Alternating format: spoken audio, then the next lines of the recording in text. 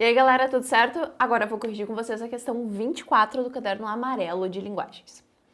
Aqui a gente tem uma obra do Oswaldo Goeldi, que é um artista brasileiro. Essa obra não tem nome, tá?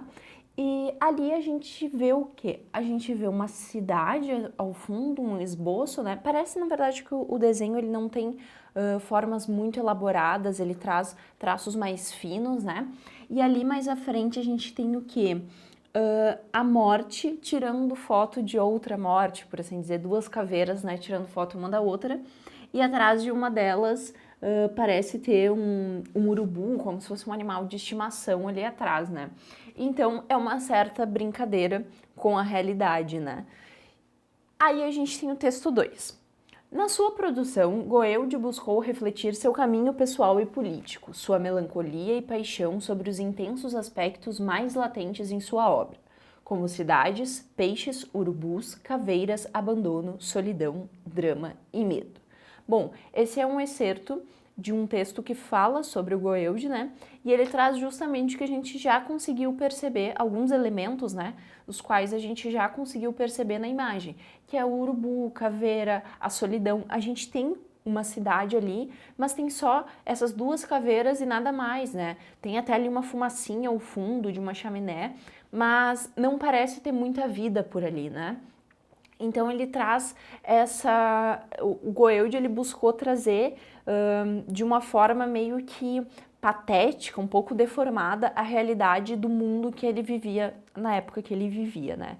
Então essa seria a forma dele de deformar um pouco a realidade e trazer ela de uma outra forma. Então vamos ver o que a questão nos pede.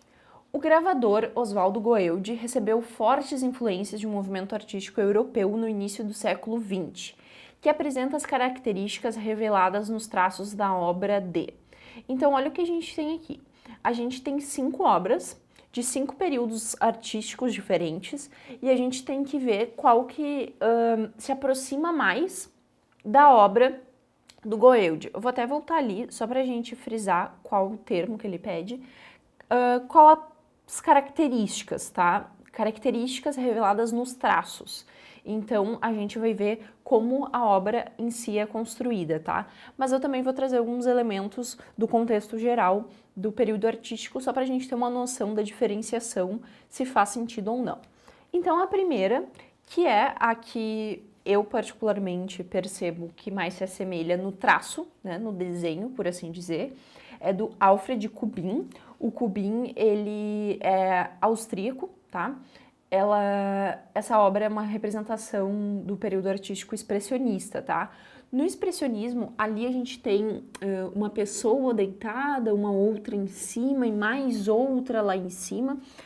O traço é bem parecido com o do Goeldi e a gente tem uma questão mais sombria, assim, né? Parece que as pessoas estão sofrendo algo um pouco mais trágico, que é uma característica do expressionismo. Tem também a questão mais patética de trazer a realidade de uma outra forma, brincando com essa realidade. Parece que, de certa forma, aumentando ela para se ter uma noção de quão ruins são algumas coisas, que se assemelha bastante, sim, à obra do Goeldi. A é a alternativa correta, mas é bem legal a gente olhar as outras e ver por que elas não se caracterizam, por que o Goeldi não se inspirou nas outras para fazer a obra dele, tá? A segunda que a gente tem aqui é do Henri Matisse, que ele é um representante do fauvismo, e a obra se chama Bailarina Deitada.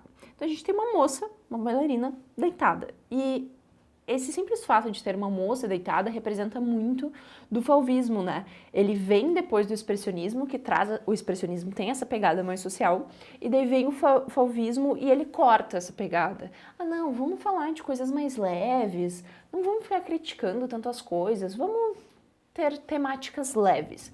E é justamente ali, a gente tem uma bailarina deitada. Quer coisa mais leve que isso? Não, né? Então a B também não é. Letra C, Diego Rivera, famoso como marido da Frida Kahlo, representante do muralismo mexicano, e ali o nome da obra é Mineiro. E que a gente tem exatamente um mineiro, né? Uma pessoa que trabalha em Minas. E o muralismo, ele já traz uma característica muito mais de problemas sociais e históricos, né? E o legal do muralismo, como o próprio nome diz, é que não eram quadros, não eram telas. Essas obras elas eram feitas em paredes, em espaços permanentes, né? Painéis permanentes, por assim dizer. Então tem uma associação com a arquitetura aí também, e tem essa questão do social, mas não tem essa alteração, essa deformação, assim como o Goeldi faz e que também tem no expressionismo, tá? Por isso a C a gente descarta. Letra D, Pablo Picasso, representante do cubismo, e aqui a obra é Retrato de Igor Stravinsky. O Pablo Picasso é espanhol, o Stravinsky era um compositor, se não me engano, um compositor russo, e ali a gente tem uma obra dele do cubismo. O cubismo faz parte lá das vanguardas europeias, que vocês já viram em aula, então também não tem muito essa questão. O cubismo ele tem a intenção de trazer todas as formas possíveis dentro de uma única representação, né? Aqui, esse retrato do Igor Stravinsky não é a representação mais específica do cubismo, por assim dizer. Tem outras do Picasso, principalmente do Picasso, que representam bem o cubismo, então a gente descarta também. E a última, letra E, eu gosto bastante dessa obra, do Magritte, René Magritte, representante do surrealismo, e o nome dessa obra é Os Amantes.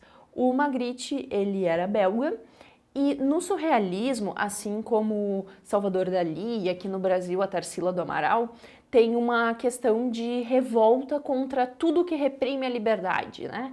Então, se trabalha muito com o mundo dos sonhos, o onírico, né? Então, vamos extrapolar todos os limites possíveis, o que também não vai de encontro à obra do Goeldi. Por isso, a nossa alternativa correta nesta questão é a alternativa A, certo? Bom, então era isso, espero que tenha ajudado vocês, e antes de eu ir embora, não esqueçam de nos seguir nas redes sociais e ativar o sininho do YouTube para receber todas as notificações. Até a próxima, tchau, tchau!